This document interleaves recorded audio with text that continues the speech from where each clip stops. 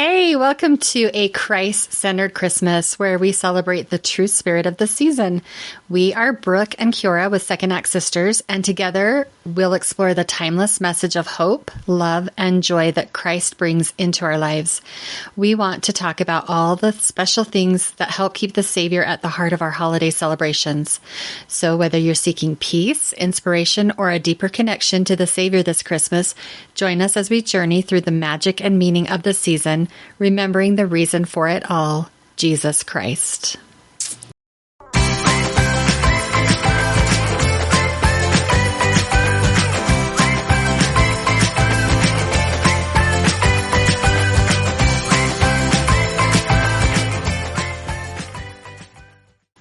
Okay, so our weekly wise, because we've mixed it up a little bit. That's right. So I chose to take a little bit of time this week to slow down and remember what is most important and what helps me center myself the most. So more Christ, less world, more being, less human. I like it. I like it a lot. That's really nice. Can I have that as my why too? Sure. Sure. Because I think we all need a little bit every week. I think so too. This week, I've been thinking about how to keep my thoughts centered more on the basics. So taking worry out of the picture by remembering that I have a Heavenly Father who's less focused on my past and more focused on what I'm doing right now and where I'm going. And just practicing that anytime I have something pop into my head and I'm beating myself up or I'm regretting something, I'm just remembering that, and it's helping me find more joy in every moment of my life. That's great advice. I love that. Thanks. Remind me when I'm having a freak out. I just need joy written all over my house. Just the gentle reminder. I have a Cricut. We can make that happen. Oh, we should totally do that. Because I do have the one, and it's not enough. Sometimes. And it's little. It's like tiny. I'll bring you a whole bunch when I come for Thanksgiving. You can put them in the mirrors and the. Yeah. Okay. I'll make some for your Stanleys too. So it's like right there. Oh, perfect. Okay. So in the midst of all the holiday hustle, it's easy to get caught up in all the gifts, the gatherings, and the glitter. But at its heart, Christmas is about celebrating the birth of Jesus Christ and the hope, peace, and love he brings into our lives. So we want to talk about why a Christ-centered Christmas is important to us and maybe take you along on our journey a little bit. Yeah, I like that. Do you have any stories or things that you want to share about Christmas and why Christ-centered Christmas? I love it when I have something specific to try and come up with a story from before, and I blank out nothing. Oh, yeah, I know. So you think about it at 2:00 in the morning the next day. Yeah. Yeah. So, but the one that came to mind for me, and this was a bazillion years ago, and my best friend and I had decided to give the 12 days of Christmas prior to Christmas to the cutest older couple in our ward growing up. And she was known as the Candy Lady. How cute. And and so everybody would go to her house and ring her doorbell, and she'd hand out candy year round. And we just loved her. She was so sweet. So we decided to do it for them because they give so much to everybody else in the neighborhood. And so my mom, I remember her thinking, well, give it to somebody with kids but we wanted to give back to somebody who had given a lot. And so I remember running up and knocking on the door and, ditching off and hiding. And, and I just remember the fun feeling of doing something for somebody else. I love that. And it was just really fun. I was probably 14, 15 when we did it. And she did find out who did it. She did? She did. And how? In return, gave us something. Of course she did. Of course. How did she find out? I don't know that I ever heard. Probably your mom. Probably. She gave us away. She gave us away. Now, when you ran away to hide, were you in a place where you could see her reaction when she opened the door? Sometimes. If cars were strategically parked. And I remember because we couldn't drive then, so my parents or her parents would drive us and park way down the street. and it was snowy, and I tried not to kill ourselves. But I just love the feeling of, doing for others. Yeah, that's a good feeling. It's just a great memory. Yeah, I like that. I like that a lot.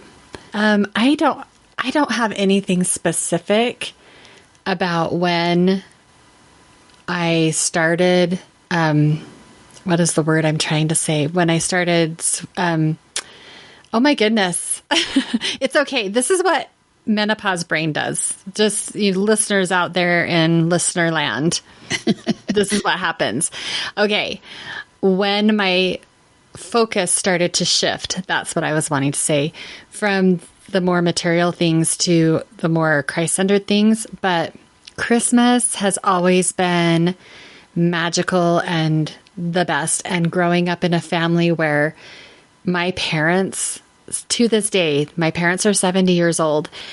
To this day, Christmas happens year round in their home. The spirit of Christmas, the music, the movies, they play the music and the movies year round. And so do I. I love that. I love it too. And they are just really giving people. And when Christmas would come around when I was a child, before they were active, it was all about the Santa and the movies and the music, that was not secular, but it was all about that and the glitter and the gift giving and all of that fun stuff. And I love that. That is magical and it's part of Christmas, and I will never not love that and be drawn to that. But as they came into activity and we were still in the temple, we did start to have a little bit of a shift and a focus change in our home. And I did not grow up in the home where we did a Christmas program and dressed up as the wise men and all that and read Luke 2. Like, we never did that growing up. But when I was like 14 and we had started going back to church and were sealed, then we started to read that story, usually on Christmas Eve, because Christmas Day was chaotic with both families, my parents, my grandma and grandpa on both sides, just a lot of running around on Christmas Day. So Christmas Eve was when that would happen. And then as I had kids, I naturally just went right into that, providing the magical Christmas for my kids. And it was all about the gifts and the experience, right? And then as they started to get older, I felt like I couldn't just leave it up to my parents on Christmas Eve to provide the spiritual connection for my kids. I had to do something. So that's when it kind of came in to my home a little bit more. And that shift started to happen. And so while we still have the celebration of Santa and all that traditional commercialism of Christmas in our home, we definitely have more of the spiritual connection of Christmas and really focusing on what it means. We have the nativities set up. We have reading the scriptures, not just in Luke, but also in 3rd Nephi with the experience of Jesus coming to the Americas. And so, yeah, that. I love that. There it is. Yeah. Thank you for sharing. Yeah. We may have talked about this before, but one of my favorite ornaments is Christ in the manger with Santa Claus kneeling next to him. Yes. Yes. Because that was our house. Everything was Santa Claus, and that's how I decorated, and the red and white, and and I don't remember when we made that shift out of the Santa Claus. But I would say my kids were probably teenagers, and we made that switch to what was more important. When we brought in the nativities and now to have a nativity for even the grandkids to play with. So important. And little ones, who walk around carrying this Jesus. I just love it. I love it. When Andrew was little, like 3 years old, we could not keep the baby Jesus with the rest of the nativity. He always had it, and I'd find it in his pocket. I'd find it in his room. Like, the baby Jesus was just always traveling with him. So cute. No, I had to hunt down an extra baby Jesus, so I understand. Oh, yeah. Do you have the little people nativity? Oh, I need to love get little that. people. And Me that's too. the one I have. I actually have two. Ah, so 'Cause, perfect. you know, I need we to get needed myself one. an extra Jesus. My favorite, you talked about your favorite ornament, and it reminded me of my favorite ornament that someone in my ward that's, how old? I don't know. I was a young mom. Anyway, someone made it in the ward. They just took one of those clear plastic balls. Well, it's actually glass. It's not plastic. And they filled it with sand and some seashells. And that's all that's in the ornament. But then there's this little tag tied to it that says, as you gaze at this ornament upon the as you gaze at this ornament upon your tree, remember he who walked the shores of Galilee. Oh, I love it. I love it. And it's my favorite ornament. And it finds its place on the tree every year, regardless of what the theme is. I love that. Oh, what a great gift. I know. Have you ever given that gift? I sure have, many times. You betcha. Okay, so let's see. So why a Christ-centered Christmas? That's a great question. I think as Christians, I think we feel pulled into the commercialism, and then we feel pulled to connecting everything with the birth of the Savior. And I just think as Christians, it's important to remind others in what we post and what we celebrate, what we talk about, what we share, that we make that focus about Jesus Christ. Because without the birth of Jesus Christ, we wouldn't be here. We would have no purpose, we wouldn't. Yes. We just wouldn't have the promise of eternal families and the plan of happiness, all of that. It just wouldn't matter. And so it's really what everything is all about. His birth, his life, and the atonement is what it's all about. Well, and I think it's so important to teach that to our kids. Mm-hmm. And when we focus on Jesus Christ, it reminds us of how much he loves us and the light that he brings to our lives and the hope of the promises that he's made to us. So his life and teachings inspire us to love, serve, and give selflessly, filling the season with the spirit that endures. Yes. And I don't know if you've ever noticed, like, the theme through all the Christmas movies that are out there that don't have anything to do with Jesus Christ and the birth and all of the nativity, right? But the underlying theme of them are all love, service, giving selflessly, and family, like connecting us. I don't know that I'd ever really thought about it. Yeah. Yeah. The overall message is one of love and connecting, making those family relationships and those relationships with our friends more meaningful. Okay. Now I've got to be more aware.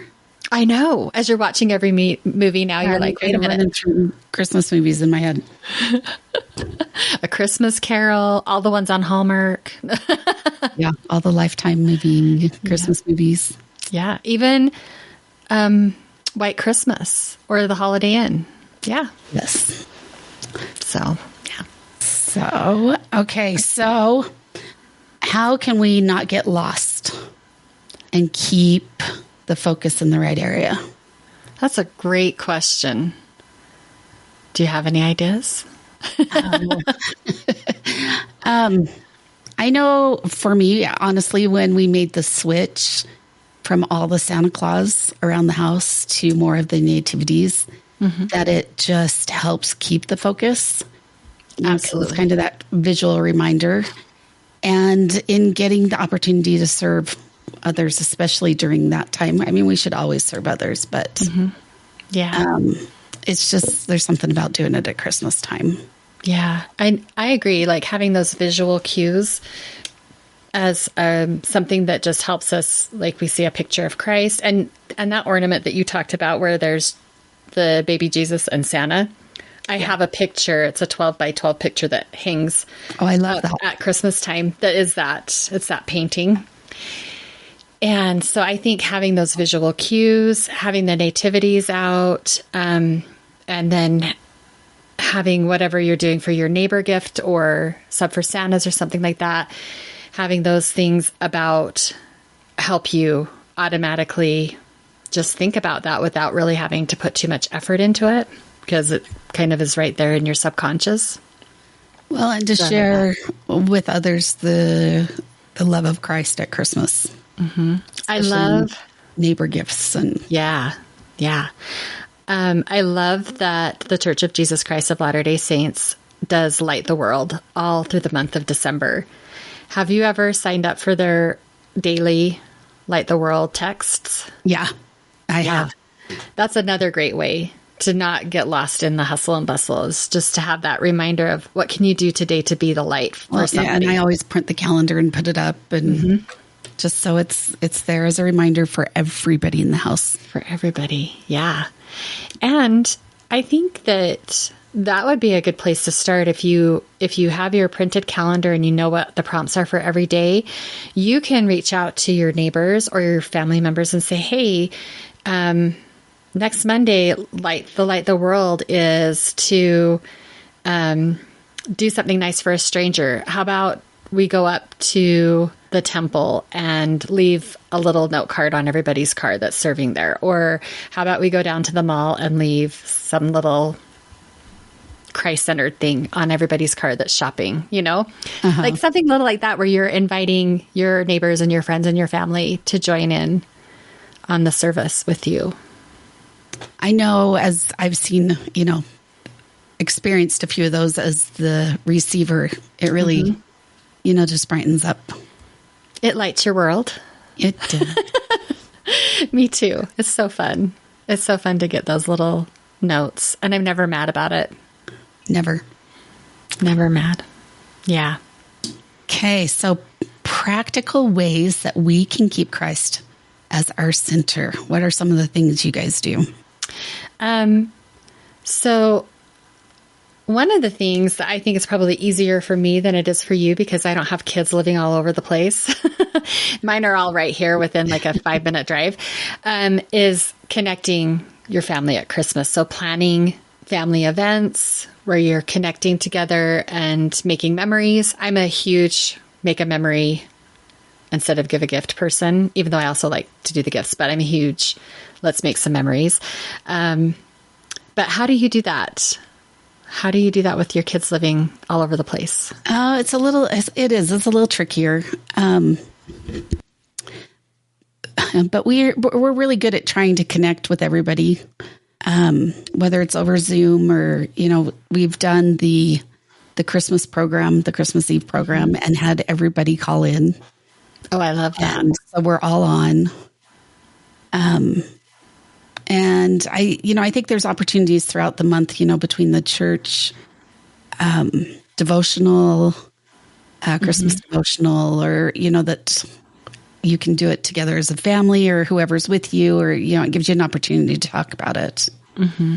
Oh, I like that. And I love that you are intentional. I think that's important. We have to be intentional about inviting and about making time. Yes. Yeah. I love that. So we kind of talked about this with the Light the World, but daily Advent devotionals or events. Which we're not good at doing. I'm going to have to try that this year. I do a come follow me thing every day to my family, where I send them a little come follow me podcast blurb, and then I provide the link directly to the scriptures that go with that coincide with come follow me scriptures for the week. And so I think it would be really easy for me just to add one more little line on my daily text that could be like a link to a previous Christmas devotional talk, or a Mormon Tabernacle Choir singing something Christmas, just something to bring the spirit and the spirit of the season in every day during the month of December. I think that would be something I could add in pretty easily, since I'm already doing the other thing. I'm taking notes. I'm going to try that one. Okay. I love that. It is fun. And sometimes I feel like nobody reads this, nobody listens. I'll get it like a response every once in a while. Yeah. But if I miss a day, everybody's like, where's the come follow me for today? Are they really? Like, yeah. So I'm just like, well, are you guys even reading it? Because I'm not getting any feedback or any like, well, this is what I loved about the reading today. But then if I miss it, they're like, where is it? So I guess I should feel good that they're paying attention and they're missing it. If I don't send it for some reason, if I forget, or sometimes I'll be right in the middle of sending it out and then I get sidetracked or somebody talks to me or something. And then I just never go back to it until like 10 o'clock at night. And I'm like, oh, I was right in the middle of doing this. So, yeah. That's a great idea. Yeah. Great idea. What about service and giving? I know you guys have an opportunity up there that other places around the U.S. Yeah. Also, I have yet to live in a place where they have it. So maybe you need to drive up here this year so you can come with us to Temple Square and go to the giving machine. Do you guys know what the giving machine is? To do that. Yeah. It's so cool. Do they have one in Vegas? Oh, I don't know. Ooh. We'll have to look. We'll have to look that up because you guys have a Vegas Christmas tradition that you can easily add that in if they have one. And as we speak. Well, we're going to have to look into that. But I also like the idea of you coming up here so we can go to Temple Square together. But yes. I would love to do that. It's been years since we've been able to do it. Yeah. And it's all under scaffolding right now, but it's so cool to see it. But yes, okay, I digress. So the Church of Jesus Christ of Latter-day Saints has giving machines all over the United States. I think they even have some in other countries, but I could be wrong. But they are so cool. We have purchased goats. We've purchased sewing machines. We've purchased like kits to help people with newborns, with kids going to school, all sorts of things. And it's just so fun. You can buy things as low as $1 and all the way up to like $25. And it's amazing how far $25 can go for people that need the help to provide for their families. But it feels good. It's so much fun. So much fun. Well, and it's such a visual when you know you're buying a goat. I know. Isn't that weird? Yeah. I bought somebody a goat. It's pretty cool. I hope it wasn't a fainting goat. Oh my gosh.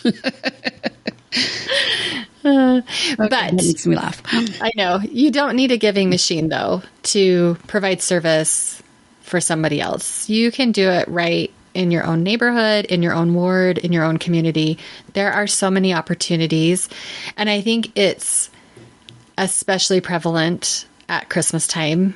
The key is to just remember that all of those needs at Christmas time, they're needed all year long, not just at Christmas time. But so, Kiora, tell us about your Christmas program, your tradition. It's one of our favorite traditions, and that my kids start planning in July. I plan maybe a week before if I'm lucky, but it can go on for hours, and it is so much fun. And it started out when the kids were smaller. It was kind of a talent show, and they'd play their instruments. But it's a time to be together and to celebrate the season. And we play. Every child, every person brings something to the plate. I love it. So I've read the 12 Days of Christmas. I've done. I think it's a 12 Days of Christmas in St. George. Oh, cute. It's so cute. But it always wraps up with Adam reading from the scriptures, the birth of Christ. And we sing a song, one of the Christmas songs. And it's just a perfect way that we've always ended Christmas Eve. I love it. Are you going to sing one of the advance released Christmas songs from the new batches this year?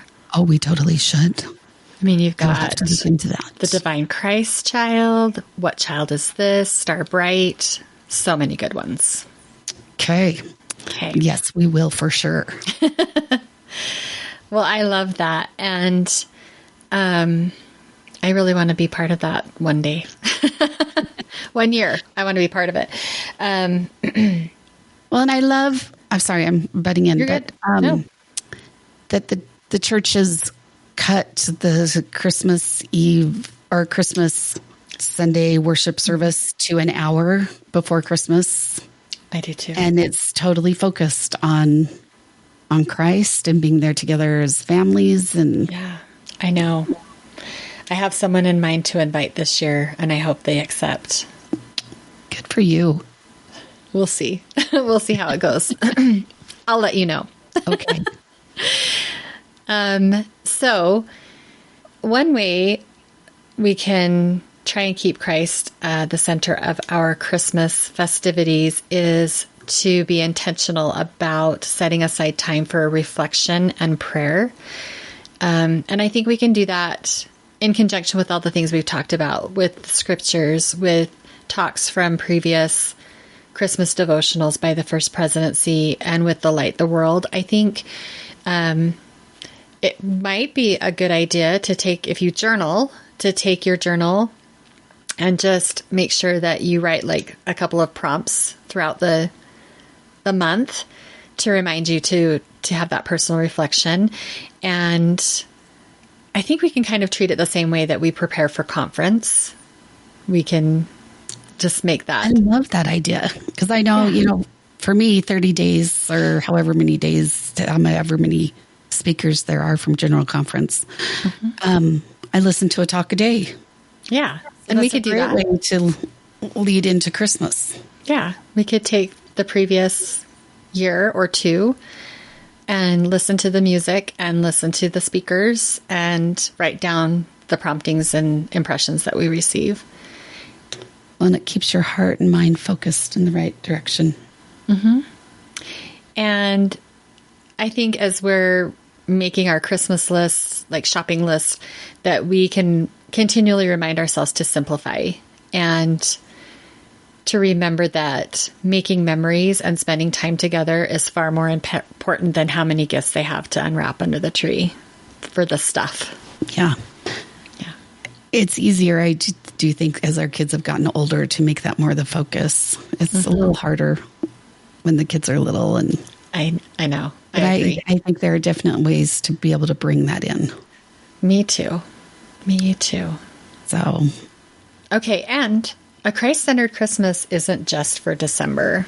It doesn't have to just end or begin in December or for the Christmas season. So what are some ways that you try and carry the spirit of Christmas with you throughout the year? Well, I think with the service and the giving, I think we're, at least I know I am, and I assume others are also, always looking for an opportunity to serve and to be his hand. Yeah. And that includes answering texts from the bishopric member who's calling or texting to ask you to pray or to speak, not just ignoring those or saying no. So I might be like, why is he calling me? But it's okay. Yeah. Because we get blessed for doing those things, even simple things as saying a prayer.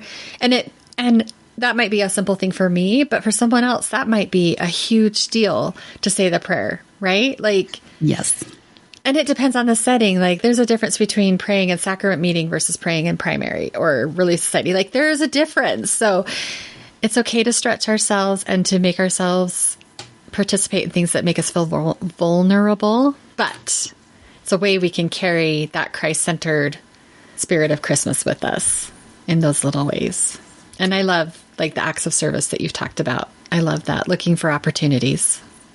And we really would play Christmas music all year long, but my kids get ornery about it. No. So the Burr months. I think you pull it out on Christmas and claim Christmas in July, or in July and claim Christmas in July. We have before. So and they don't get any takebacks. No.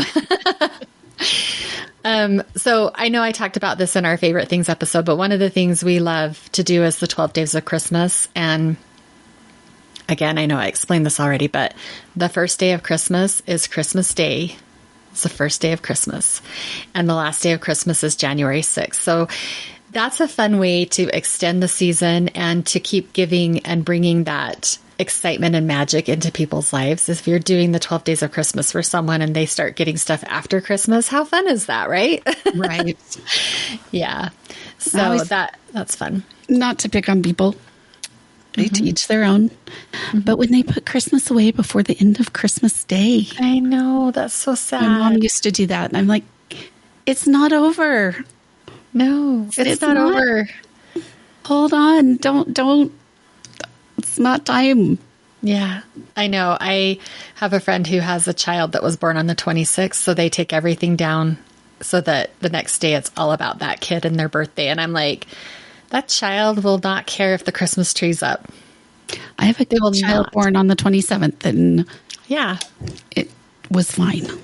It was fine. Yeah, fine. And we did do a few half birthday parties for him because nobody's around on the 27th of December.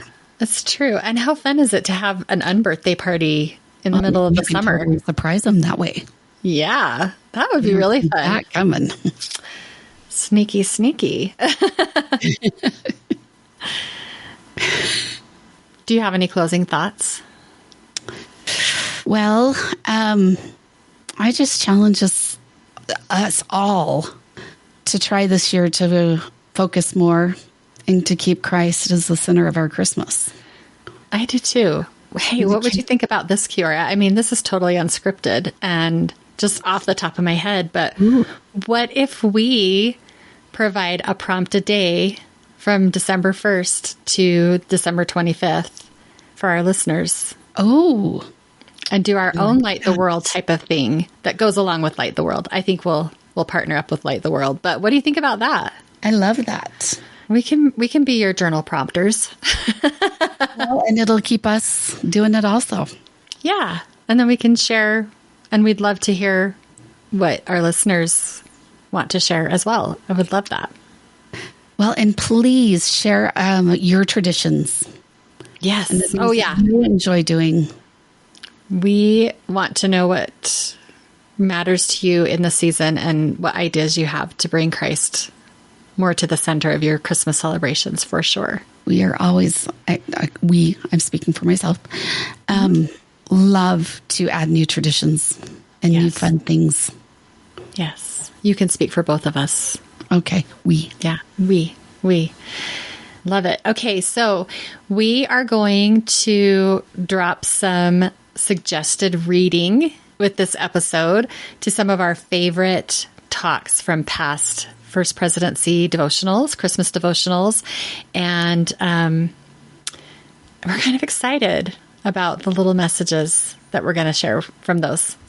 We have a few. I think we have like 6 or 7 already.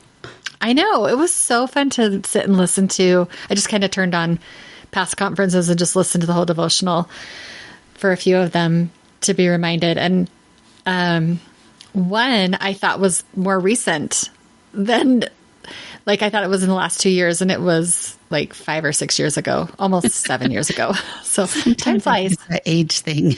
It is. It's totally that age thing. Totally that age thing. But yeah, I would just encourage you to make some little changes. It doesn't have to be anything drastic. Little changes this year to bring Christ into the center of your Christmas more than it has been. Okay, so as we wrap this one up, we'd just like to encourage our listeners to subscribe, leave a review, share the podcast with friends and family because we're trying to make some new friends. Yes. And mention any related content or episodes that you have enjoyed, or if you have something you want to hear from us. Yeah. We are always open to ideas. Yes. And keep tuning in. We want to have you keep coming back. So we always, have things to share. Yes, we do. We have things to share. And we love you. We do. We love you and we appreciate you. And thanks for being with us today. Have a lovely afternoon, evening, morning, whatever time it is where you're at. And a lovely holiday season. Yes. Merry Christmas. Merry Christmas. Bye.